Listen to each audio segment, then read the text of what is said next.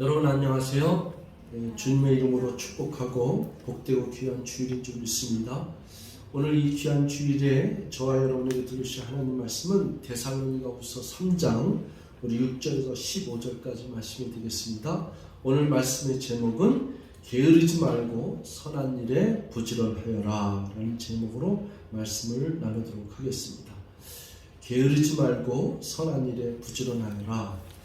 우리 지금까지 데살로니가전서 5장 그리고 데살로니가후서 3장 총 8장에 걸친 데살로니가전서 강해를 오늘 이제 마지막 장이 되겠습니다. 특별히 데살로니가전서에서 제가 여러분들께 주님의 재림과 휴거와 그리고 시기와 때와 적그리스도 이런 것들을 이제 그동안에 다루지 못했던 것을 몇 번 다뤘는데 오늘 3장에 있는 내용은 그 부분하고는 좀 벗어난 것 같지만은 그렇지 않습니다. 다 연관된 주제이기 때문에 여러분들이 이제 오늘 본문 말씀을 통해서 큰 은혜가 있기를 바라겠습니다. 데살로니가후서 3장 이제 마지막 장에서는요, 사도 바울이 이제 이 데살로니가 있는 교인들에게 편지를 하면서 기도 요청을 합니다. 내가 너희들에게 복음을 증거를 했던 것처럼 이제 그 복음이 전파되어서 데살로니가 교회가 빠르게 성장하고 전파된 것처럼 우리가 하나님의 말씀이 더욱더 확장돼서 퍼질 수 있도록 복음이 전파될 수 있도록 우리를 위하여 기도하라 이렇게 얘기를 합니다. 여러분 저와 여러분들이 신앙생활하는 가운데 아마 여러분들이 목사님 기도해 주세요. 또 형제님 기도해 주세요. 집사님 기도해 주세요. 이런 것들이니까 서로가 교제 가운데 기도 요청을 많이 합니다. 기도 요청을 많이 하는 것은 좋은 것입니다. 이 기도 요청을 많이 한다는 것은 한쪽으로 겸손한 것도 있는 거예요. 내 힘의 능력이 안 되니까 주님의 힘으로 내가 이 세상을 살아가고 문제를 극복해야 되니까 사랑하는 형제자매들의 또 목사님의 기도가 필요해서 기도 요청을 하는 거예요. 그거는 굉장히 좋은 거예요. 또한 마찬가지로 여기 사도 바울도 그와 같이 했던 것처럼 주의 종들도 이 성도 여러분 저를 위해서 기도해 주시기 바랍니다. 오늘 여기 계신 여러분 이 부족한 이윤근 목사를 위해서 기도해 주시기 바랍니다. 아멘. 늘 강건하게 복음을 위해서 꺼리낌 없이 복음만을 담대하게 선포할 수 있도록 여러분들이 늘 기도해 주시길 바라겠습니다. 이렇게 기도 요청을 하면서 사도 바울은 데살로니가에 있는 교인들한테 소통하면서 교제를 하는 가운데 것이 이제 3장 앞부분에 1절, 2절 이렇게 나와 있고요. 그 다음에 이제 생각할 것이 뭐냐면은 이 데살로니가 후서에서 나타난 잘못된 것이랄까 문제점이 뭐냐면은 시한부 종말론이거든요. 그러니까 주님의 재림 그리고 적그리스도 그리고 휴거 이런 얘기 같은 주님의 날이 가까웠고 주님의 재림이 임할 때에 나타나는 현상들 이렇게 얘기하다 보니까 거기에서 거짓 선지자들에 의해서 거짓 선지자가 뭐예요? 왜곡돼서 가르친다는 거죠. 그 왜곡돼서 가르치는 게 뭐냐면은 주님의 날이 가까웠으니까 그들에게 이제 걱정을 주고 또 위협을 주고 그리고 잘못된 시기를 갖다가 하면서 사람들이 어떻게 해요? 불안하고 흔들리는 거 아니에요? 불안하고 흔들리는 건 뭐예요? 이런 것이 있을 수 있죠. 아유, 주님이 가까운데 주님이 재림이 가까운데 이래서 뭐해? 공부해서 뭐해? 내가 지금 하는 일이 무슨 의미가 있겠어? 그냥 주님이 오신다 그러니까 불안도 하기도 하고 그럼 나는 어떻게 해야 되나? 이렇게 흔들릴 수 있잖아요. 이런 상태에서 이제 위로와 격려와 정확한 메시지를 담아서 편지로 보낸 것이 데살로니가 후서 전반에 걸친 그 메시지의 포인트인데 이 3장에서는 어떤 사람을 향해서 지칭하고 있냐면은 그 시한부 종말론 같은 것에 잘못 왜곡된 사람들은 시한부 종말론을 믿는 사람들이 다 그렇게 생활하는 건 아니에요. 근데 그 중에 어떤 사람은 어떤 현상이 일어날 수 있냐면은 이래서 뭐해?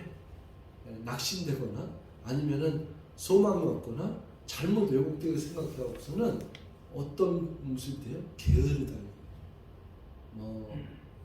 이제 앞날에 대해서 염려와 근심은 있지만은 아무것도 잡히지 않는다든지 공부를 할 수가 없다든지 이러면서 게으르게 행하고 아주 오히려 문제를 일으키는 사람들이 있다 이겁니다. 그래서 이제 이 데살로니가 선장은 그런 사람들을 향해서 메시지를 전하고 있는 거예요. 6절 말씀 보겠습니다.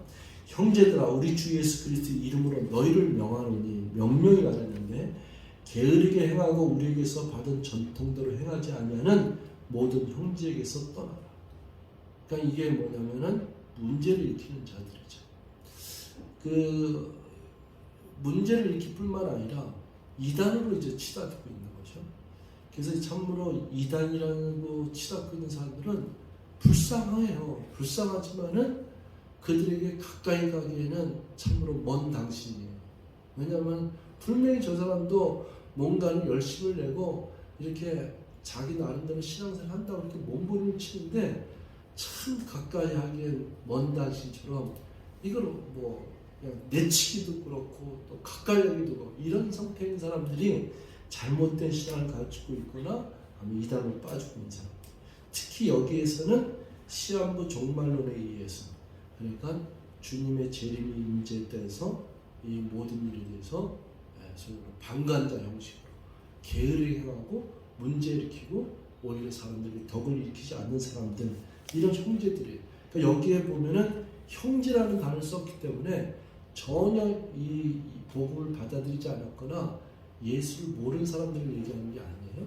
신앙생활을 같이 했는데 잘못된 방향으로 갔기 때문에 이러한 일이 현상이 일어나는 그 형제들에게서 떠나라고 좀 강하게 얘기를 하죠.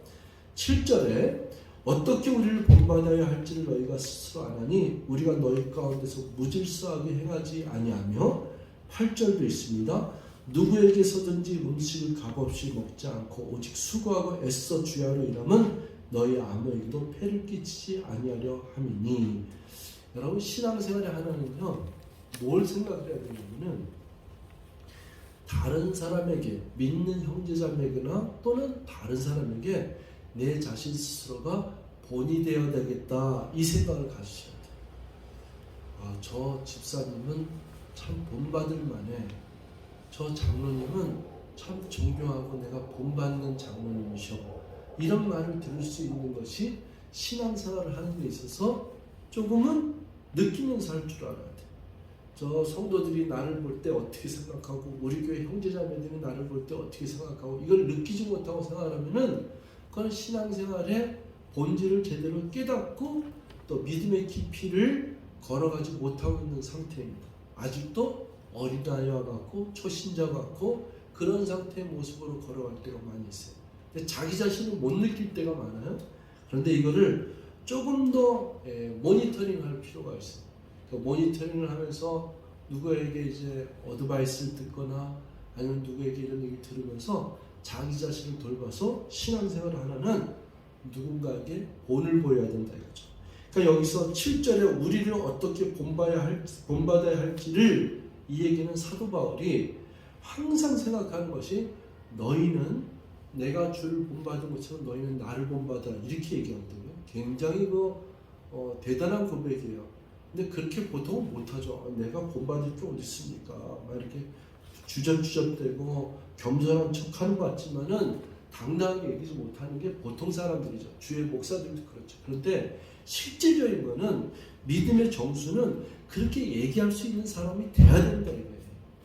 너희는 나를 본받는 자가 되라 이렇게 얘기할 정도로 당당한 사람이 돼야 되는데 그렇지 못하는 상황이 너무 편제되어 있다 보니까 신앙생활은 그냥 그렇게 적당히 하는 거야. 그냥 다들 그렇게 해. 다들 뭐 썩었지 뭐. 다들 그래. 다들 타락했지. 이런 것이 만연해 있다 그러면 진짜 기독교는 타락한 거예요. 그런 말보다는 어떻게 해? 아니야. 그래도 기독교가 이 사회에서 한 일이 얼마나 많은데 정부가 세상 사람들이 교회를 아무리 욕해더라도 교회 같은 그런 공동체는 없어. 기독교회는 진실로 다른 사람을 돕고 있어. 가난하고 헐벗고 암한 자들, 헌혈하는 자들, 저 아프리카의 난민들을 돕는 자들은 기독교가 아니면 할 사람이 누가 있겠느냐 이렇게 말할 수 있는 상황이 돼야지만이 기독교는 교회는 살아있는 줄 믿습니다. 그런데 이렇게 말할 수 있는 당당함이 아니라 그래 맞아. 아니 교회는 요거도 모두 싸.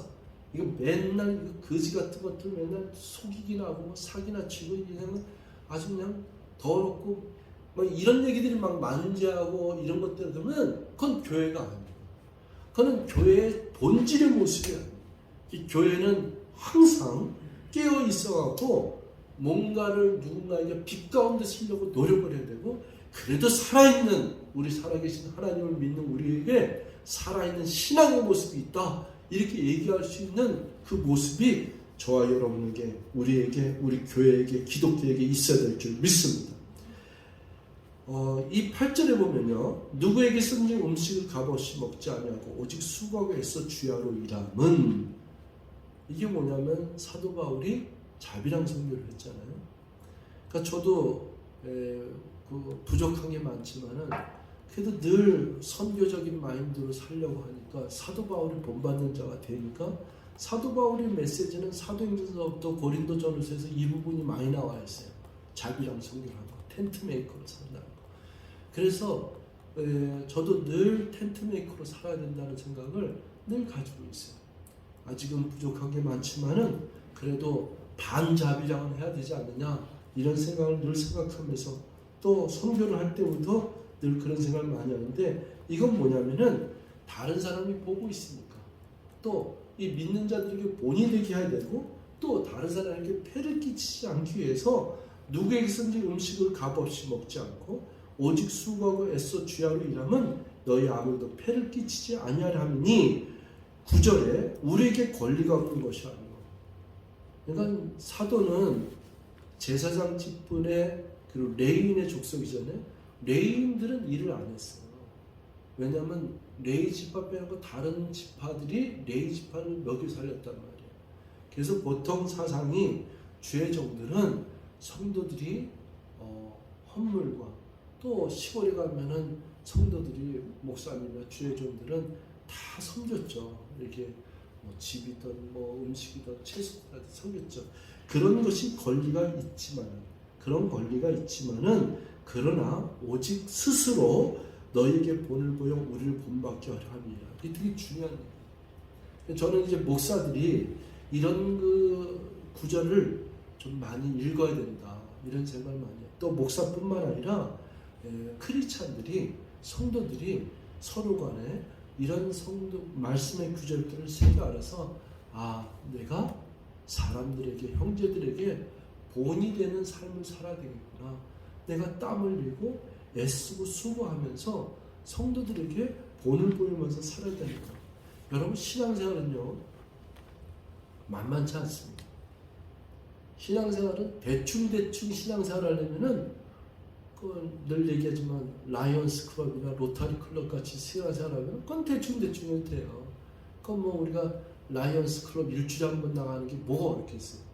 그냥 나가서 오늘 그 밥 먹는데 회비 내고 식사한다는 거, 헌금을 내는 게 회비 내는 것처럼 내고 일주일에 한 번 나가서 그냥 어울리고 그리고 돌아간다?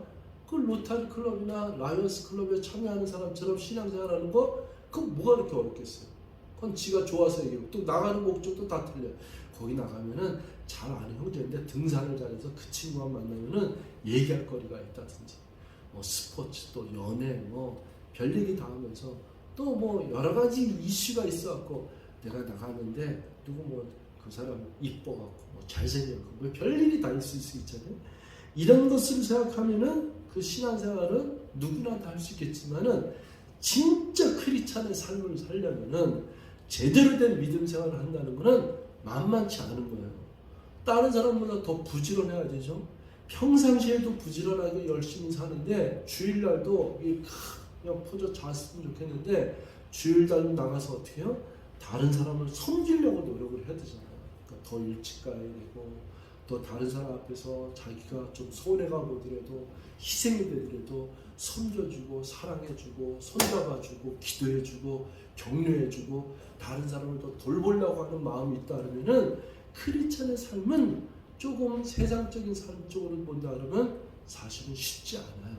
자기의 좀 희생이, 조금 손해가, 수고로움이 따를 줄 믿습니다. 근데 그 수고롭고 좀 희생이 따르고 좀 이렇게 움직이는 것이 손해가 본다 할지라도, 크리스찬의 진정한 모습은 뭐예요? 내 마음이 행복하다는 거예요. 내가 좀 힘들지만, 내가 수고롭지만, 내가 좀 움직임이 뭐 좀 쉬고 싶은데, 내가 이렇게 게으르고 나태하고 싶은데 좀 더 부지런을 떨어대고 주일날도 이렇게 열심히 섬겨야 되면은 힘들잖아요. 그런데도 불구하고 왜 그렇게 섬기느냐? 그거는 그 모습이 행복하기 때문에. 그래서 주의 일을 한다는 말이 뭐냐면은 교회 일을 한다, 교회에서 봉사한다 할 때 제일 아름다운 모습은 자기가 즐거워서요. 우리 저 동명자매님이 이거 뭐 아침에 와서 이거 하는데 혹시라도 이 마음에 짐이 되면 안 돼. 이게 즐겁고 막 설레이고 막 이 마음이 행복해야지만이 진짜예요, 진짜. 우리 장 집사님이 기타 치면서 찬송합니다 할 때 이게 본인에게 이 기타만 치면은 신이 나고 찬양만 부르면은 막 마음이 막 행복하고 그 모습으로 이게 모든 그 우리 신앙생활하는 거의 첫 번째 순서는 목사도요 설교하는 시간이 가장 행복해야 돼요. 설교를 준비하는 시간이 제일 행복하고 설교를 하고 복음을 전파하는 시간이 제일 즐거워하고 기도하는 시간이 행복하고 이래야지만이 신앙생활은 빛나는 줄 믿습니다. 그렇기 때문에 교회 와서 뭘 섬기고 성도를 손을 잡아주고 성도에게 뭔가 베풀고 그리고 대접하고 섬기고 선물을 주고 이런 모습들이 사실은 이게 행복해야 돼요. 딴 사람은 느끼지 못하는데 본인만은 행복한 거예요. 그 행복이 있다 그러면은 신앙생활의 정수를 알고 있고 그 신앙생활의 본질을 깨달아서 움직이기 때문에 그 생활하는 모습이 많은 사람들에게 무엇이 된다? 본이 되는 줄 믿습니다. 그래서 사도 바울이 여기서 고백하는 것이 너희에게 구절에 너희에게 본을 보여 우리를 본받게 하려 함이니라. 내가 이렇게 수고하고 내가 스스로 이렇게 움직이는 것은 너희에게 본이 되게 하려 함이라. 목적이 있는 것입니다. 저 역시도 그렇게 생각할 때가 있어요. 때로는 이렇게 내가 하는 것은 성도들에게 본이 되기 위해서 내가 일하지 않은 그런 움직임도 있을 수 있는 거예요. 그런 것들이 우리 전반에 걸쳐서 성도들의 마음속에 아름답게 습관이 되고 또 이렇게 정착이 되면은 너무나도 축복된 사랑의 공동체가 될 줄 믿습니다. 자, 이제 10절에요. 우리가 너희와 함께 있을 때도 너희에게 명하기를 누구든지 일하기 싫어하거든 먹지도 말게 하라 하였더니 11절까지 우리가 들은즉 너희 가운데 게으르게 하여 도무지 일하지 아니하고 이를 만들기만 하는 자들이 있다 하니 여기 이제 좀 성경에요. 다른 데보다도 이 데살로니가후서 3장의 이 부분을 강력하게 얘기하고 있어요. 이 교회에서는 보통 이런 얘기를 쉽게 얘기하지 않아요. 또 목사들이 이렇게 쉽게 얘기하지 않아요. 근데 성경이 이렇게 얘기를 하고 있으니까 성경이 선포하는 말씀을 우리가 잘 들어야 돼요. 일하기 싫어하거든 먹지도 말게 하라. 이거를 또 밖에 나가서 일반 회사들이 이 구절을 많이 써요. 이 CEO들이나 뭐 팀장들이나 이런 사람들이 쟤 밥 먹이지 마. 쟤 굵게. 그 게으르면은 일하기 싫어하고 먹지도 말게 하라고 써 있었어. 이런 걸 갖다 인용하면서까지 얘기하더라고요. 그러면서 성경 구절을 그런 데 사용하는 말인데 성경의 이 말이 약간 좀 강하게 이렇게 쓰여져 있죠. 일하기 싫어하거든 먹지도 말게 하라. 또 우리가 들으면 너희 가운데 게으르게 행하여 도무지 일도 안 하고 일을 만들기만 하는 자들이 있다. 근데 이거는 옛날 초대교회에서부터 지금까지 늘 공동체에는 이런 자들이 있어요. 그래서 이런 자들이 있는데 이런 자들을 어떻게 하느냐? 12절에 이런 자들에게 우리가 명하고 주 예수 그리스도 안에서 권하기를 조용히 일하여 자기 양식을 먹으라 하노라. 내가 권면을 해야 된다 이거죠. 그래서 공동체가 왜 필요하냐? 서로 권면해주고 그리고 그러한 자들에게 사실은 좋은 어드바이스를 하고 깨닫게 해주고. 여러분 13절에요. 형제란 너희는 선을 행하다가 낙심하지 말라. 이거 되게 중요한 얘기입니다. 우리가 선을 행하다가 낙심하지 말지니 때가 이르면 거두리라 하는 갈라디아서 6장 말씀이 있거든요. 우리 크리스찬은 섬기다가 지치지 않아요. 간혹 가다가 목회를 하다 보면은 성도님들이 열심히 주방 봉사를 잘해요. 또 청소도 잘해요. 막 이런 일 하다가 선을 행하고 좋은 일 하다가 중간에 포기하는 경우가 있다 없다 있어요. 왜 그러냐? 그건 그 사람이 나빠서가 아니라 낙심하면 그래요. 낙심하면 내가 지금 몇 년 동안 이러는데도 저 싸가지 없는 것들 때문에 이렇게 되면 큰일 날 거야. 내가 이렇게 이 나이 늙은 이 늙은이가 주방에서 이렇게 청소하고 내가 밥을 해주고 그랬더니 아주 나를 개무시했다든지 뭐 이런 일들이 교회에서 있을 수 있어요. 근데 여기서 얘기하는 본질은 우리가 사람을 보고 하는 게 아니라 하나님을 믿는 믿음 안에 서기 때문에 선을 행하다 어떻게든지 낙심하지 말지니 때가 이르면 거두리라. 그래서 여러분 여기에 이 말을 갖다 내가 강조하면서 무슨 생각이 드냐면은 아예 여러분의 인생에서요 낙심이란 단어를 지워버리십시오. 아멘? 아멘. 네, 낙심이란 단어 자체가 절망이란 낙심 뭐 이런 단어 자체가 안 좋은 거예요. 그래서 제가 우울하다는 단어도 지워버리라 그랬잖아요. 우울하다, 낙심된다, 또 절망이다, 소망이 없다, 뭐 난 이제 앞날이 안 보인다 이런 말들을 입에서 내는 거를 누가 좋아한다? 사탄마귀가 좋아해요. 그러니까 그런 것이 이렇게 들어올 때마다 어떻게 하냐면은 제가 액션을 하잖아요. 2단 여차기로 날려버려라. 네. 그냥 가감하게 그냥 날려버려라. 왜? 이런 것들은 나의 정서를 좋게 얘기하지 않아요. 그 낙심되는 마음은요 계속해서 마음을 우울하게 하고 힘이 빠지고 밥맛이 없게 만들고 누구를 만나지 못하고 어디든 가지 못하고 집구석에 앉아서 아무것도 못하고 라면도 끓여 먹기 싫을 정도로 그런 상태까지 가게. 그러니까 낙심이란 자체를 내 자신의 인생에서 그냥 지워버려야 돼. 그러면은 주의 일을 하다가 선한 일 하다가 낙심될 게 뭐 있어요? 오히려 더 행복하고 기뻐야지.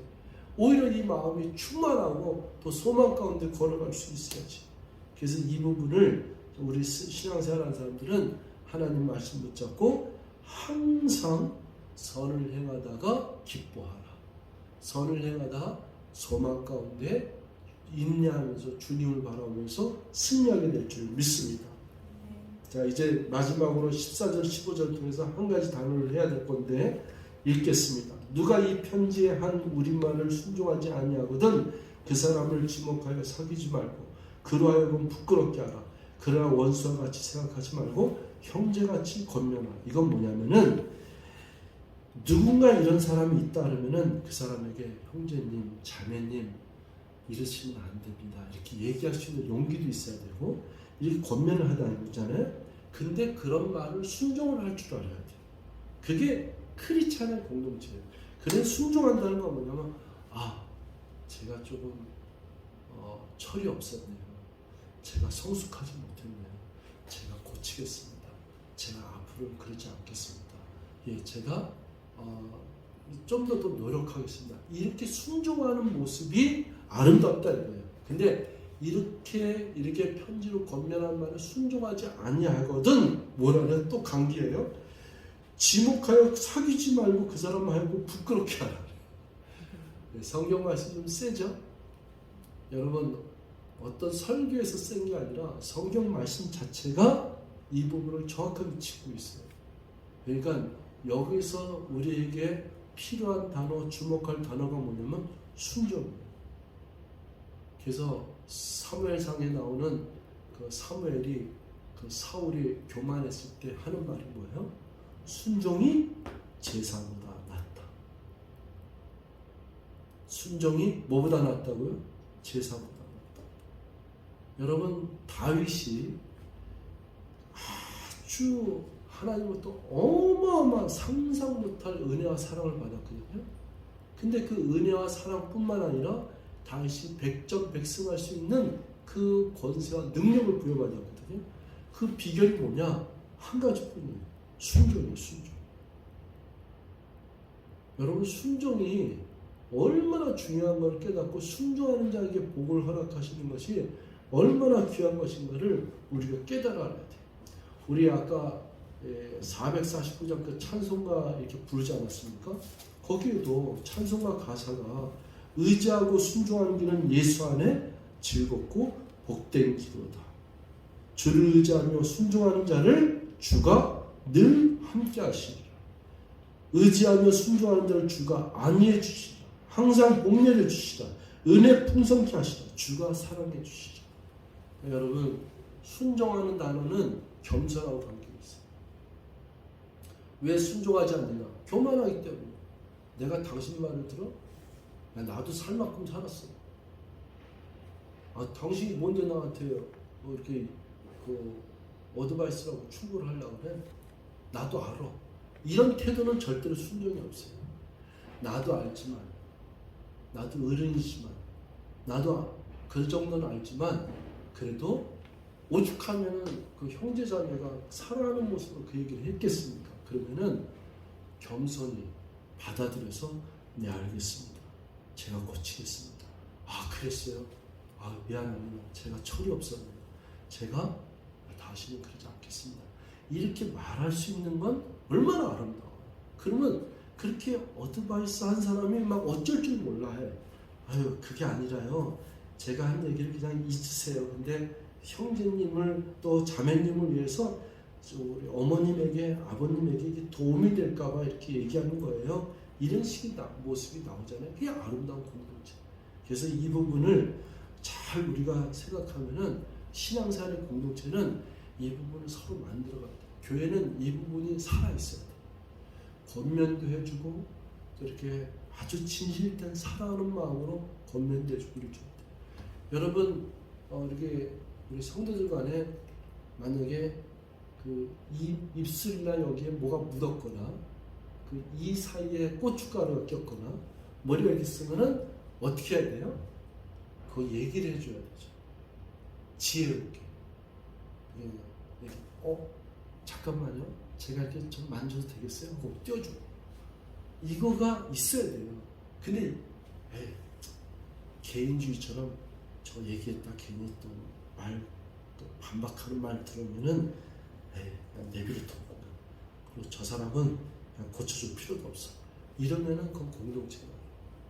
공동체는 이러한 모습이 사랑하는 모습으로 만져주고 빼줄 줄 알아야 되고 고쳐줄 줄 알아야 되고 또 그런 가운데서 공동체는 어떻게 해요? 사랑하는 공동체는 저한테 이걸 말해줘서 고맙습니다.